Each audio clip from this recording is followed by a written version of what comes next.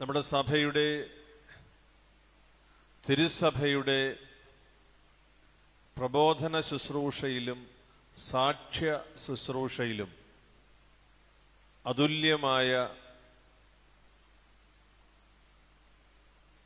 ഒരോർമ്മ നമുക്ക് സമ്മാനിച്ച് വിശുദ്ധനായ മോർ ബസേലിയോസ് എന്ന സഭാ ശ്രേഷ്ഠൻ പാഠം നൽകി, പ്രബോധനം നൽകി, ജീവിതത്തിൻ്റെ സാക്ഷ്യം നൽകി, സത്യവിശ്വാസത്തിൽ നമ്മെ സ്ഥിരീകരിച്ച മഹാപുരോഹിതൻ. ആ വലിയ പിതാവിൻ്റെ അനുഗ്രഹീതമായ നാമം മലങ്കരയിലെ അപ്പസ്തോലിക സഭകളുടെ അധ്യക്ഷന്മാർ ബസേലിയോസ് എന്ന നാമധേയ സ്വീകരണത്തിലൂടെ വീണ്ടും അനുസ്മരിക്കുമ്പോൾ ഇന്ന് വിശുദ്ധ ബസേലിയോസിൻ്റെ തിരുനാൾ നമ്മുടെ സഭയിൽ ആഘോഷിക്കുന്നു. അതിന് പ്രാർത്ഥിക്കുവാൻ, വിശുദ്ധ കുർബാനയോട് ചേർന്ന് നിൽക്കുവാൻ, എന്നെ അനുഗ്രഹിക്കുവാനും എന്നെ ബലപ്പെടുത്തുവാനും നിങ്ങളെല്ലാവരും സന്നിഹിതരായതിൽ പ്രത്യേകമായ നന്ദി ഞാൻ എല്ലാവരോടും അറിയിക്കട്ടെ. അഭിനന്ദനായ കർദിനാൾ മാർ ജോർജ് കുവക്കാട്ട് പിതാവിന് മലങ്കര സുറിയാനി കത്തോലിക്ക സഭയുടെ പൊതുവായ നാമത്തിൽ അഭിനന്ദനവും പ്രാർത്ഥനയും നമ്മളുടെ ബന്ധവും അറിയിക്കുന്ന ഒരു സന്ദർഭമാണിത്. അഭിനന്ദ പിതാവിൻ്റെ കർദിനാളായുള്ള ആ പ്രഖ്യാപനം മുതൽ ചങ്ങനാശ്ശേരിയിലെ മിത്രാഭിഷേകത്തിലും റോമിലെ കൺസിസ്റ്ററിയിലും ഞങ്ങൾ കാണുകയും സംസാരിക്കുകയും ഒക്കെ ചെയ്തിരുന്നു. മലങ്കര സഭയുടെ ഈ ഒരു ആദരവ് നമ്മെ സംബന്ധിച്ച് അതിൻ്റെ വലിയ അർത്ഥങ്ങളിലേക്ക് പോകുമ്പോൾ വലിയ സന്തോഷകരമായ ഒരു തുറവി ദൈവം നമുക്ക് സമ്മാനിക്കുകയാണ്. പരിശുദ്ധ പിതാവിനെ സഹായിക്കുന്നതോടൊപ്പം പത്രോസിന്റെ പിൻഗാമിയെ തിരഞ്ഞെടുക്കുന്നതിൽ പ്രത്യേകമായ ഒരു പങ്ക് വഹിക്കുന്ന ശുശ്രൂഷയാണല്ലോ കർദിനാൾ ശുശ്രൂഷ. അഭിനന്ദ കുവക്കാട്ട് പിതാവ് കർദിനാൾ തിരുമേനി നമ്മുടെ ഭാരത സഭയ്ക്കും കേരള സഭയ്ക്കും സീറോ മലബാർ സഭയ്ക്കും വല്യമ്മച്ചി വഴി നമ്മുടെ സഭയ്ക്കും, വല്യമ്മച്ചിയാണ് ഒരു കുടുംബത്തിലെ പ്രധാനം, വലിയ ബന്ധവും വലിയ സ്നേഹവും കൂട്ടുത്തരവാദിത്വവും നൽകുകയാണ്. അഭിനന്ദ പിതാവ് റോമിലെ സ്റ്റേറ്റ് സെക്രട്ടേറിയറ്റിൽ ശുശ്രൂഷ ചെയ്യുമ്പോഴാണ് എനിക്ക് അടുത്ത് പരിചയപ്പെടുന്നതിന് ഇടയായത്. ആ സമയം മുതൽ വളരെ ആത്മാർത്ഥമായ ആഴമായ ഒരു ബന്ധവും സ്നേഹവും പിതാവ് എപ്പോഴും പുലർത്തിയിരുന്നു. 2 ദിവസം മുമ്പ് ഞങ്ങൾ കണ്ടു, സംസാരിച്ചു. എന്നോട് പറഞ്ഞു സ്പെയിൻ വരെ പോകേണ്ടതുണ്ട്. അപ്പോൾ ഞാൻ സ്വാഭാവികമായി കരുതി ഇനി പരിശുദ്ധ പിതാവ് അടുത്ത അപ്പസ്റ്റോലിക് ജേർണി സ്പെയിനിലേക്ക് പോകുന്നുണ്ടാകും. അതിൻ്റെ മുന്നോടിയായി അതൊന്നും അങ്ങോട്ട് അങ്ങനെ ചോദിക്കാൻ പാടില്ലല്ലോ. അവിടെ പ്രോട്ടോക്കോളിൽ ഇങ്ങോട്ട് പറയുന്നത് കേൾക്കുക എന്നല്ലാതെ അങ്ങോട്ട് ചോദ്യങ്ങൾ ചോദിക്കാതിരിക്കുന്നതാണ് നല്ലത്. ചോദിച്ചാലും പുഞ്ചിരി മാത്രമായിരിക്കും മറുപടി. എൻ്റെ റോമിൻ്റെ പ്രോട്ടോക്കോളിൻ്റെ ഭാഗമാണ്. അപ്പോൾ സ്പെയിനിന് പോവുകയാണ് എന്ന് പറഞ്ഞു. സ്പെയിനിന് പോവുകയാണ് എന്ന് പറഞ്ഞപ്പോൾ തിരിച്ചു വരുമ്പോൾ കാണാം എന്ന് പറഞ്ഞു. അപ്പോൾ ഞായറാഴ്ച വൈകുന്നേരമായപ്പോൾ പിതാവിൻ്റെ പേര് ടെലിവിഷനിലൊക്കെ ഇങ്ങനെ നിറഞ്ഞു നിൽക്കുന്നു. ഞാൻ ഒട്ടേറെ പ്രാവശ്യം വിളിച്ചു നോക്കി, അപ്പോൾ കിട്ടുന്നില്ല. ഇതെന്താണ് സംഭവിച്ചതെന്ന് പിടിയില്ല. പിറ്റേ ദിവസം രാവിലെ പിതാവ് തിരിച്ചു വിളിച്ചു, ഞാൻ സ്പെയിനിലാണ്. ഞാൻ പറഞ്ഞു ഇവിടെ ഒരു വലിയ സംഭവം ഇവിടെ നടന്നിട്ടുണ്ട്, അറിഞ്ഞോ ഇല്ലയോ? അപ്പോൾ ഞാനും അറിഞ്ഞെന്ന് പറഞ്ഞു. പരിശുദ്ധ പിതാവിൻ്റെ നിയമന വാർത്ത നമുക്കെല്ലാവർക്കും വലിയ സന്തോഷമാണ് പകർന്ന് നൽകിയത്. പിതാവ് സ്റ്റേറ്റ് സെക്രട്ടേറിയറ്റ്, അതായത് നമുക്ക് മനസ്സിലാകുന്ന ഭാഷയിൽ പറഞ്ഞാൽ പരിശുദ്ധ പിതാവ് രാജ്യത്തിൻ്റെ പ്രസിഡന്റും സ്റ്റേറ്റ് സെക്രട്ടറി കാർഡിനൽ അതിൻ്റെ പ്രധാനമന്ത്രിയുമാണ്. പ്രധാനമന്ത്രിയുടെ ഓഫീസിലാണ് അഭിവന്യ കർദിനാൾ പിതാവ് ശുശ്രൂഷ ചെയ്യുന്നത്. പരിശുദ്ധ പിതാവിൻ്റെ അപ്പസ്തോലിക യാത്രകൾ, പ്രത്യേകിച്ച് വിദേശ യാത്രകൾ ക്രമീകരിക്കുകയാണ് പ്രധാനമായിട്ടുള്ള പിതാവിൻ്റെ ശുശ്രൂഷ. അത് ഏറ്റവും സ്തുത്യർഹമായി വളരെ ആലോചനയോടുകൂടി ഒരു സ്ഥലത്ത് പരിശുദ്ധ പിതാവ് പോകുന്നു എന്ന് പറയുമ്പോൾ മിനിമം 5 പ്രാവശ്യമെങ്കിലും ആ രാജ്യത്ത് പോയി അതിൻ്റെ കാര്യങ്ങൾ ക്രമീകരിക്കുക ഇതിൻ്റെ ഒരു സാധാരണ നടപടി ക്രമമാണ്. അപ്പോൾ ഓർക്കണം, പരിശുദ്ധ പിതാവ് ഒരിക്കലേ പോകുന്നുള്ളൂ ആ രാജ്യത്ത്.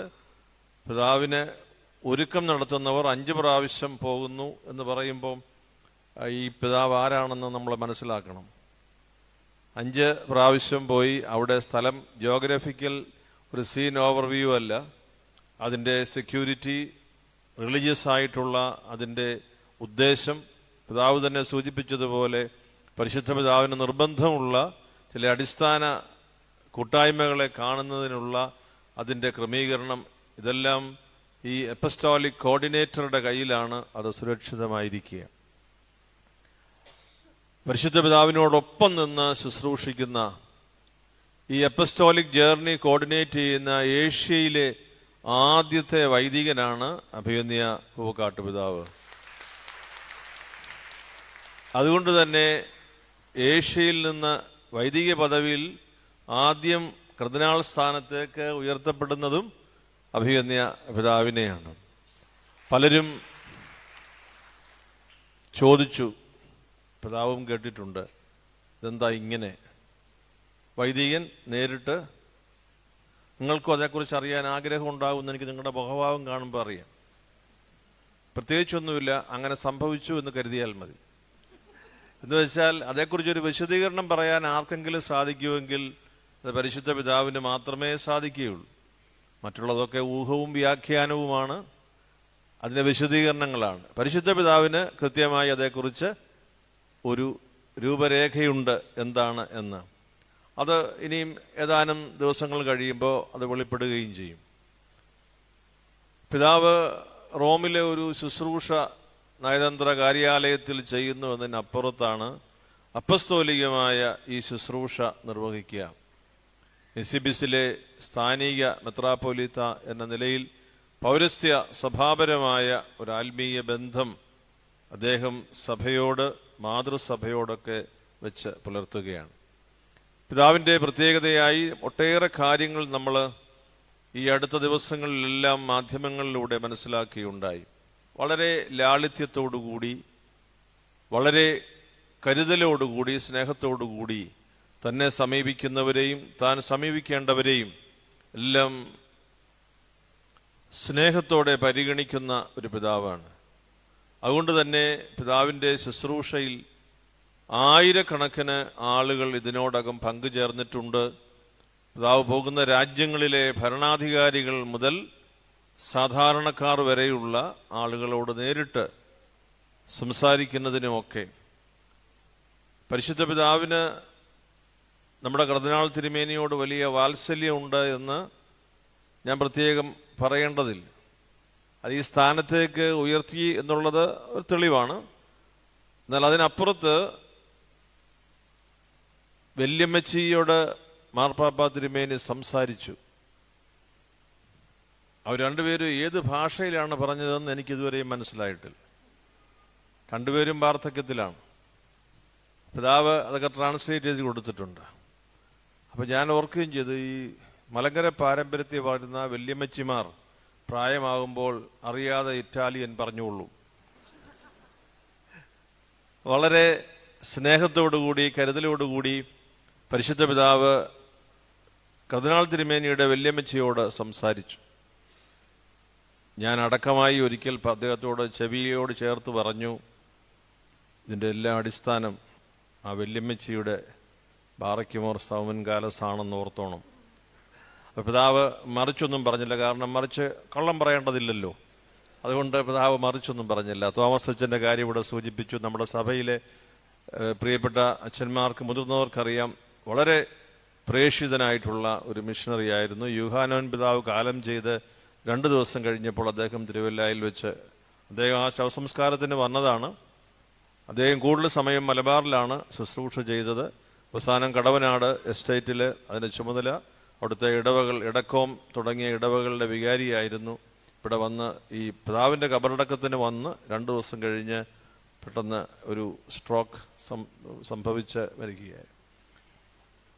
ആ വലിയ ഒരു അടയാളം പിതാവ് സൂചിപ്പിച്ചതുപോലെ പൗരോഹിത്യത്തിൻ്റെ മാതൃകയായി നിൽക്കുമ്പോൾ നമുക്ക് സന്തോഷത്തോടുകൂടി ഈ പിതാവിൻ്റെ ശുശ്രൂഷകൾക്കെല്ലാം ദൈവത്തോട് നന്ദി പറയാം.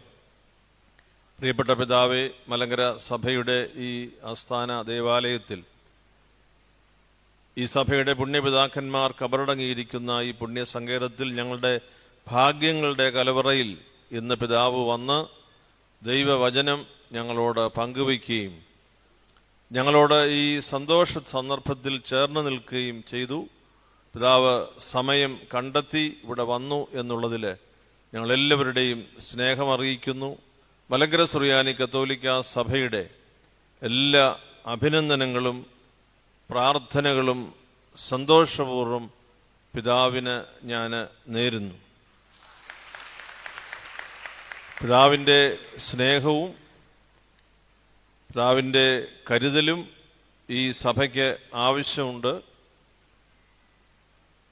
ധന്യനായ മാറിവാനിയോസ് പിതാവിൻ്റെ വിശുദ്ധ നാമകരണ നടപടികൾ റോമിൽ നടക്കുന്നുവെന്ന് പിതാവിനറിയാം.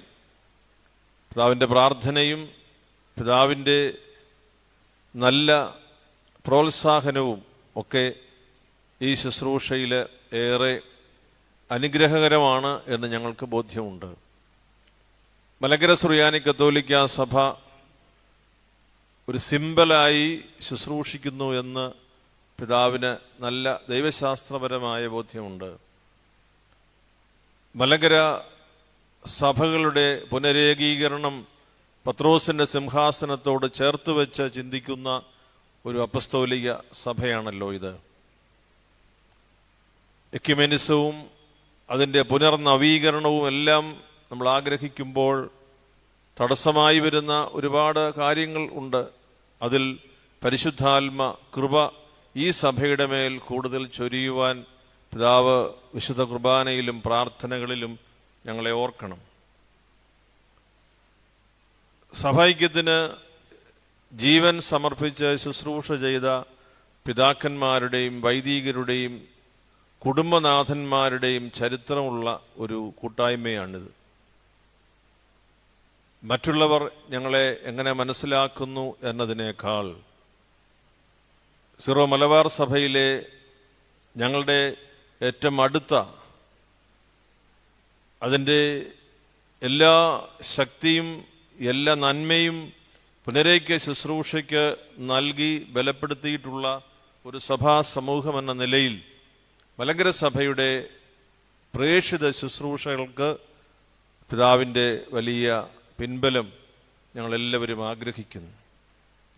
ദൈവശാസ്ത്രപരമായി ദൂരീകരിക്കപ്പെടേണ്ട സംശയങ്ങൾ പരിശുദ്ധ പിതാവിൻ്റെ സവിധത്തിൽ ശുശ്രൂഷ ചെയ്യുമ്പോൾ അത് പിതാവ് ചെയ്യും എന്ന് ഞങ്ങൾക്ക് നല്ല ഉറപ്പുണ്ട്. We are not Uniate churches, we are churches of apostolic origin united with the see of Peter എന്ന് തന്നെ പറഞ്ഞെങ്കിൽ മാത്രമേ അത് പൂർത്തിയാവുകയുള്ളൂ.